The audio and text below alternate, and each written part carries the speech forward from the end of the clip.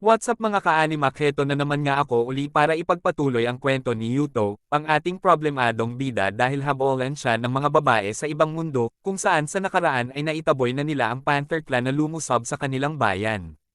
Ngayon naman ay may isa na namang pasaway na babae na kamukha ng jowa niya sa tunay niyang mundo ang dumagdag pa sa sakit ng ulo ng ating buwapong bida, kaya ikaw na nanonood ay kung trip mo ang mga ganitong kwento ay mag-relax ka lang at ako nang bahala sa'yo.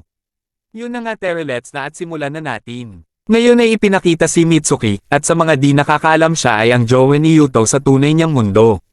Dito nga ay sa bahay siya ng kanyang kaibigan nagbagong taon dahil malamig ang kanyang naging Pasko dahil hindi niya kasama si Yuto, parang tayo lang na mga walang jowa kahit sa araw ng Pasko, kaya sa mga single dyan sabi nga sa kanta ilang taon ka na wala ka pang jowa kaya ano na, edi tama na tayo sa jowa at ituloy na natin ang kwento kasi masakit na. Kasunod nga nito ay pinakilala si Mitsuki ng kanyang kaibigan sa kapatid nito na nagngangalang Takao, matapos naman magpakilala ay pinahayag ni Takao na interesado siya sa kwento ng jowa niya na si Yuto na napunta sa ibang mundo. Hindi naman kumbensido si Mitsuki nung una na naniniwala ito sa kanya kagaya ng iba pero dahil masyado itong mapilit at seryoso ay napilitan na din siyang ikwento ang lahat. Pagkarinig naman nito sa buong kwento ni Mitsuki ay napaisip ito, saka sinabi na posibleng ang mundo ngayon ni Yuto ang Yggdrasil.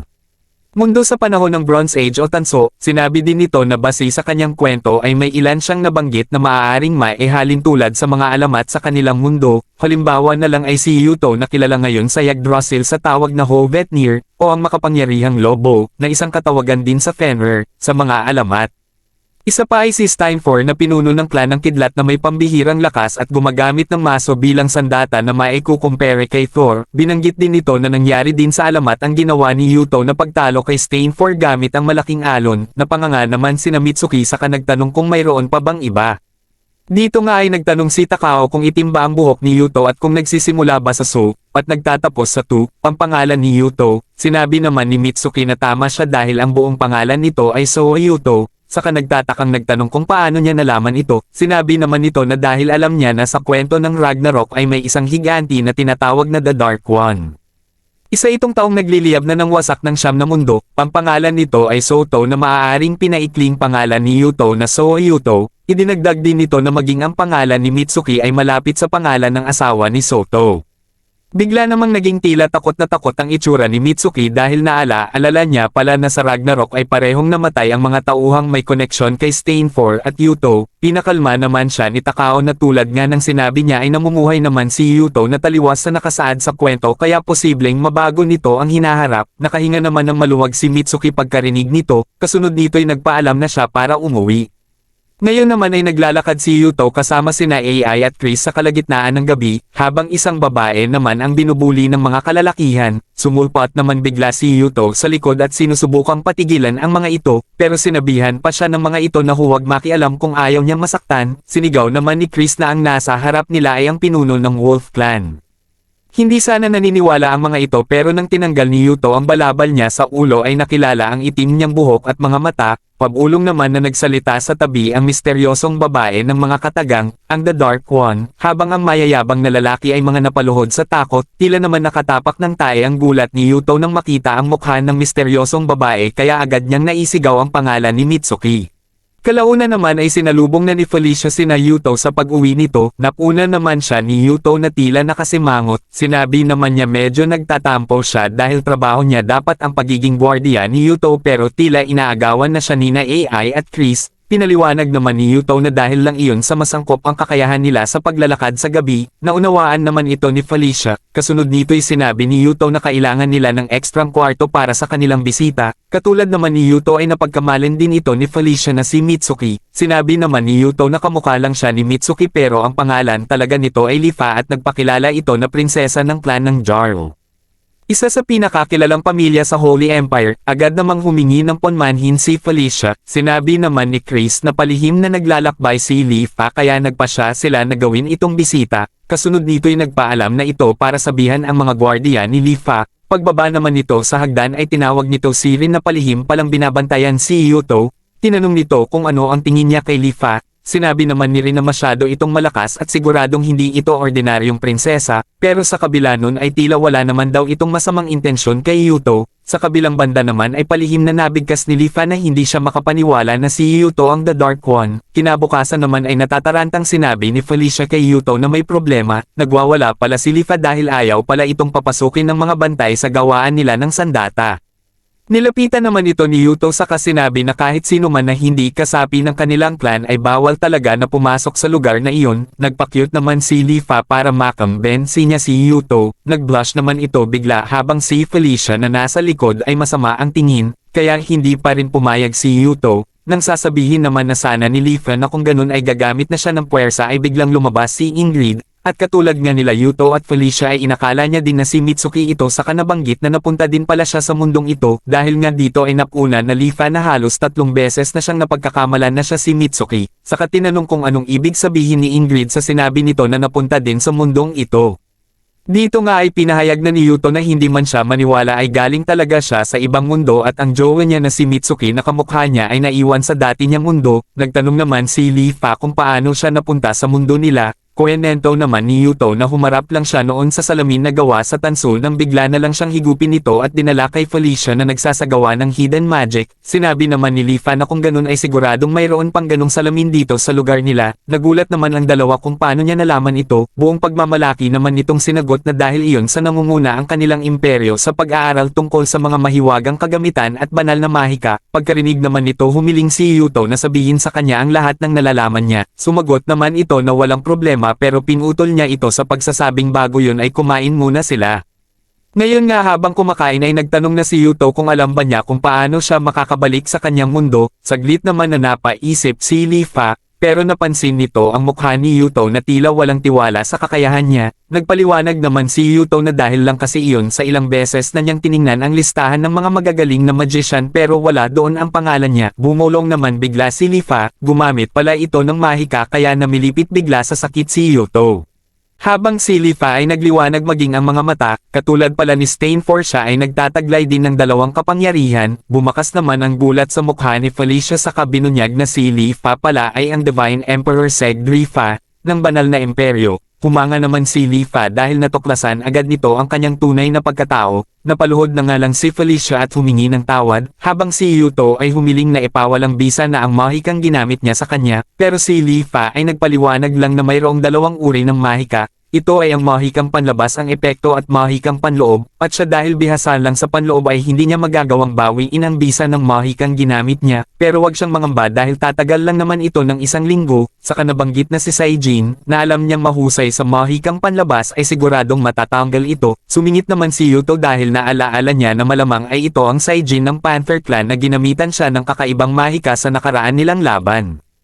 Ngayon naman ay kausap niya si Mitsuki na posibleng makauwi na siya dahil si Lifa na kamukha niya ay ipinaalam sa kanya na maaaring si Saijin ay may kapangyarihan na maibalik siya. Yun nga lang ay nasa panig ito ng kalaban. Sumagot naman si Mitsuki na kung ganun ay kailangan niya lang maghanap ng taong may ganun ding kakayahan. Ngayon ay mayroon silang masayang salo-salo, mukha namang nasobrahan sa pag-inom si Linie kaya pilit nitong kinukulit si Yuto. Siya nga pala isang babala lang muna na ang pag-inom ay para lang sa matatanda kaya sa mga batang nanonood dyan ay huwag munang uminom kung ayaw mong makurot ni nanay. Kalaunan nga ay para bang gusto namang mag-fashion show nila Felicia, Rin at Linie para magpasikat kay Yuto, habang si Ingrid ay tila hindi naman makapaniwala sa ginagawa nila, pero dahil ayaw niyang magpatalo ay sumali na din ito sa pagpapakitang gilas, habang si Lifa ay patuloy lang kinakareer ang masarap na pagkain. Nagre-report naman ngayon sila Chris kay Yuto na si Stainfor at ang kanyang clan ng kidlat ay pasugod na naman sa kanila, agad namang nag-utos si Yuto na paghandain na ang kanilang puwersa. Fast forward inaabangan na nga nila ang puwersa nila Stainfor nang bigla na lang siyang halikan ni Lifa kaya nagulat sina Felicia at nagtakip naman si AI na labas ang mata habang si Lifa ay nagdahilan na isa lamang itong pampuswerteng halik para sa kanilang tagumpay. Dumating naman na sila Stainfor na agad nag-utos na simulan na ang paglusob. Napansin naman agad ni Yuto na tila may bagong sandata si Stainfor kaya pinaulanan na nila ito ng mga pana. Walang kahirap-hirap naman itong sinangga ni Stainfor gamit ang bago niyang sandata na tila payong nagawa sa bakal. Nagulat naman si Yuto nang makita ito. Samantala si Stainfor ay patuloy lang sa pagsugod at binato ang kanyang armas kaya nabuwag ang puwersa nila Yuto. Nagsimula na nga ang mainit na labanan ng magkabilang panig. Nag-report naman si Chris na mukhang ang puwersa ni Stain 4 ay nagtataglay na din ng mga sandatang gawa sa bakal, kaya napagtanto ni Yuto na ang clan ng Kidlat at Panther clan na pinamumunuan ni Lapthor ay nagsanib puwersa. Kaya pina-atras na muna niya ang kanyang mga sundalo. Si Stain 4 naman na tila natuto na ng leksyon ay binalaan ang sundalo niya na mag-ingat dahil siguradong may pinaplano na naman na hindi maganda si Yuto. Mukhang tama nga siya dahil si Yuto ay pinag-utos na isagawa na ang kanilang taktika na tinawag niyang Koyaku Formation. Pinatunog na nga ang hudyat kaya sina Rin at Scorpior ay nagsimula ng kumilos. Napansin na nga ni Ving, siya ay kanang kamay ni Stain 4, na ina-atake sila sa magkabilang direksyon.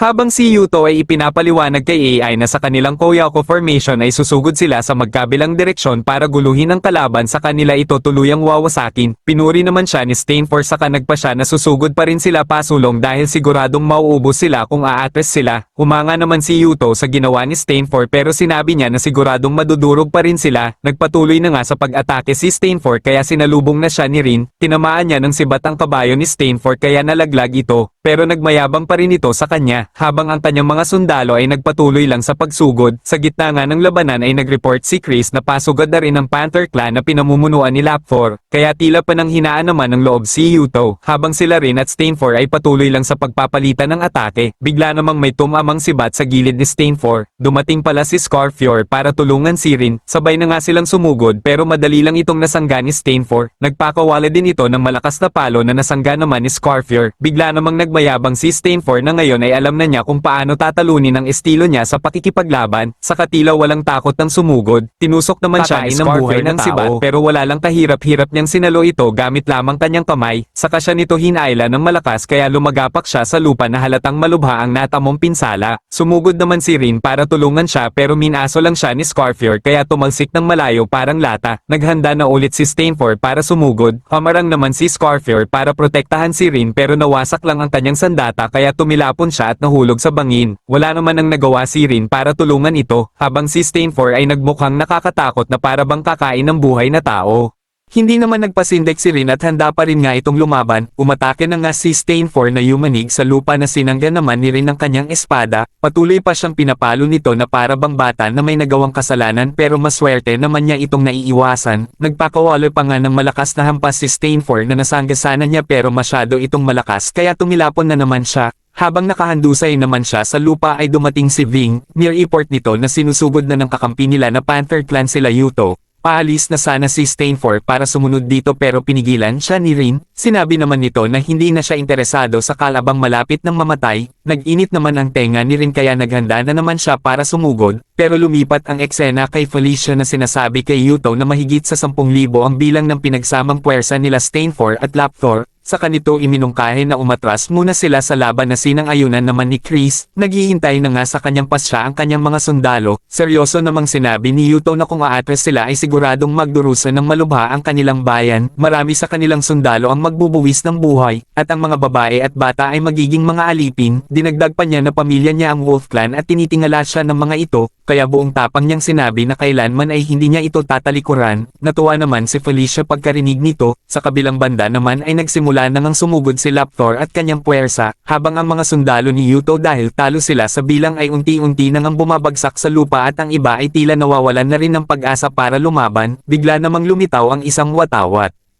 Dumating pala si Yuto para palakasin ang loob ng kanyang mga sundalo na mga pinanghihinaan na ng loob. Sinigaw niya sa mga ito na manatili lang silang matatag at muling kunin ang kanilang mga armas dahil hindi pa sila tuluyang natatalo sa laban. Bumalik naman ang sigla ng kanyang mga sundalo pagkarinig ng mga kataga niyang ito at walang tigil na sinisigaw ang kanyang pangalan. Sa kabilang banda si Lapthor ay tila na high blood naman kaya pinahayag na magbibigay siya ng pabuya sa kung sino man ang makakatapos kay Yuto. Tila ginanahan naman ang mga sundalo niya na handa ng sumugod, patuloy namang hinihikayat ni Yuto ang kanyang mga sundalo na magtiwala sa kanya. Naalaala naman ng mga ito ang mga magagandang bagay na nagawa niya para sa kanila, tulad na lang ng masasarap na pagkain para sa kanilang pamilya at pag-aaral para sa kanilang mga anak. Tuluyan na nga na nag-alab ang damdamin nila para lumaban, buong tapang silang sumugod kaya halos mabaliktad na ang sitwasyon dahil ang puwersa naman nila Laptor ang umaatres sa laban, habang sa kabilang banda sila Rin at Stain ay parehong hindi pa rin sumusuko sa laban, nakapamwesto si Rin na tila magpapakawala ng isang malakas na atake, walang namang pag-aalinlangang sumugod si Stain at iwinasiwas ang kanyang maso, nagkasalubong na nga ang kanilang mga armas pero pinaikot ni Stain ang kanyang maso kaya tumalsik ang espada ni Rin, tutuluyan na sana siya ni Stain pero inalala niya lang si Yuto at huminga ng malalim, sumugod na nga si Stain pero eksakto namang bumagsak sa harap niya ang tumilapon niyang espada kaya nagawang niyang masugatan ng malubha si Stain. Sa kalagitnaan nito'y narinig nilang pareho na pinapahayag ni Yuto na tuluyan na nilang nabuwag ang puwersa ng kalaban, humanga naman si Stain sa ipinamalas na naman na husay ni Yuto, napagtanto niya na mukhang wala na silang pag-asang manalo pa sa laban kaya sinabihan niya ang kanyang mga sundalo na umatras na sa laban.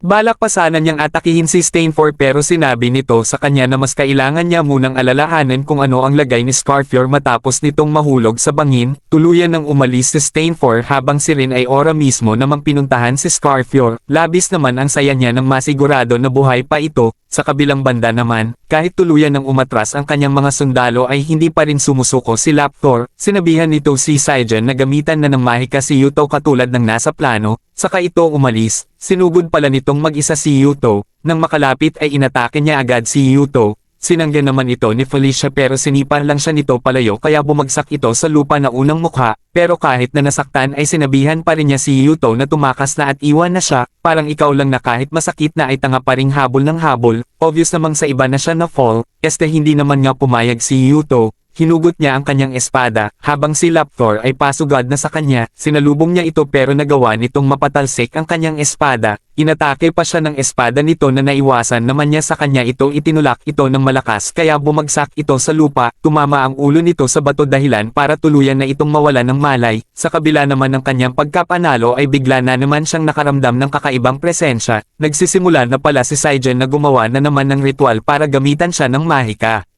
Maya-maya ay unti-unti nang ang tila naglalaho si Yuto kaya labis na ang takot sa mukha ni Felicia. Bago tuluyang maglaho ay binigay ni Yuto ang kanyang cellphone para magka-video call pa sila at tuluyan na nga siyang nawala na parang bula. Kaya napaupo na lang si Felicia at wala nang nagawa, habang si Laptor ay inaalalayan na lang ng kanyang mga sundalo palayo sa lugar. Habang namang naglalakad si Mitsuki ay may natano siyang nagliwanag sa loob ng bahay. Agad niya itong pinuntahan para tingnan, laking gulat niya nang makitang nakabalik na pala si Yuto sa kanila.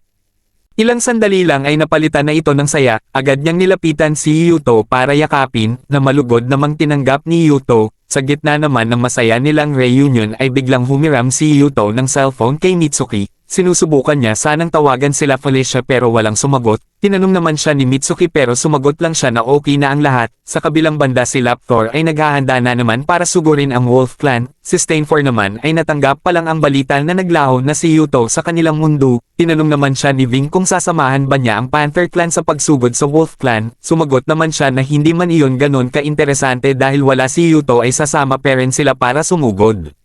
Ngayon naman habang pinapaliwanag ni Felicia kay Rin ang nangyari kay Yuto ay biglang dumating si Chris at ibinalita na pasugad na nga ang kanilang kalaban, kinagabihan ay agad na naghanda si Rin para salubungin ang puwersa ng Panther Clan at Clan ng Kidlat, pinipigilan sana siya ni Felicia pero sinabi lang niya na mas kailangan siya ngayon ng kanilang clan dahil wala si Yuto. Wala naman nang nagawa si Felicia kundi hayaan siyang umalis. Kinakausap naman ngayon ni Chris si Lifa na si Saigen ay isa sa tatlong pinakamakapangyarihang magician sa kanilang mundo kaya siguradong siya lamang ang may kakayahang kumontra dito para maibalik si Yuto sa kanilang mundo. Agad namang pumayag si Lifa sa suhesyon niyang ito, pero si Yuto ay tila masaya na sa kanyang mundo, nasa isang parke siya kasama si Mitsuki. Dito nga ay hindi lang siya pinagluto nito kundi sinubuan pa siya, sana all, sa gitna naman ng kanilang paghaharaten ay biglang may tumawag sa cellphone ni Mitsuki, agad namang itong sinagot ni Yuto, tumawag pala si Felicia habang ang iba ay nasa tabi lang at nakikimarites.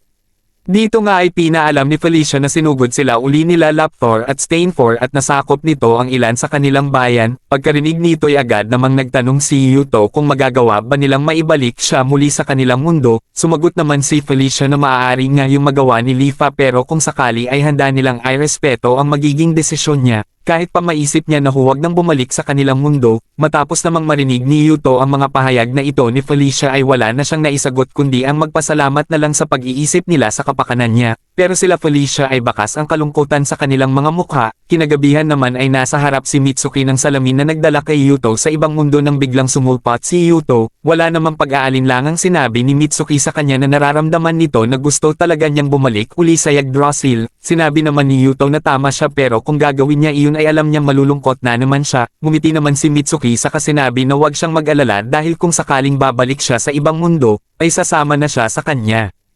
Hindi naman pumayag si Yuto sa planong ito ni Mitsuki. Sinabi niya na pag sumama siya ay posibleng hindi na sila makabalik sa tunay nilang mundo, at maaari na hindi niya na rin makita ang pamilya niya. Sumagot naman si Mitsuki na mas malulungkot siya kung si Yuto ang hindi na niya makikita at hindi niya na gustong mahiwalay pa muli sa kanya. Bigla naman sumeryoso ang mukha ni Yuto saka pinahayag na maging mag-asawa na sila. Tila nagulat naman si Mitsuki, buong kumpiyansa na sinabi ni Yuto na hindi niya magagawa dalhin sa mapanganib na lugar ang babae, na jowa lang niya, pero ibang usapan na kung mag-asawa na sila. Sa kanya tinanong uli si Mitsuki. Si Mitsuki naman ay tila pabebe pa pero pumayag din sa huli kaya tinapos na nila ang usapan sa isang matamis na halik. Kasunod nito ay masayang nagdiriwang sina Felicia and friends, habang si Lifa ay sinalubong ang isang babae na si Mitsuki pala na nasa mundo na rin nila. Sinabi niya kay Mitsuki na nagseselos siya dahil siya pala ang maswerteng babae na pinili ni Yuto para maging asawa. Habang sina Rin at Felicia ay masayang pinagmamasdan ang habolan nating bida na si Yuto na nakabalik na nga muli sa kanilang mundo. At doon na nga natapos ang anime na ito na may pamagat na Master of Ragnarok. Iyon nga, sana ay nag-enjoy kayo at kung trip mo pang makapanood ng ganitong mga kwento, mag-subscribe ka na sa aking channel at i-hit ang bell icon para ma-update ka agad sa mga bago ko pang mga video. Yun nga mga ka-animak. Hanggang sa muli at maraming salamat sa panunood.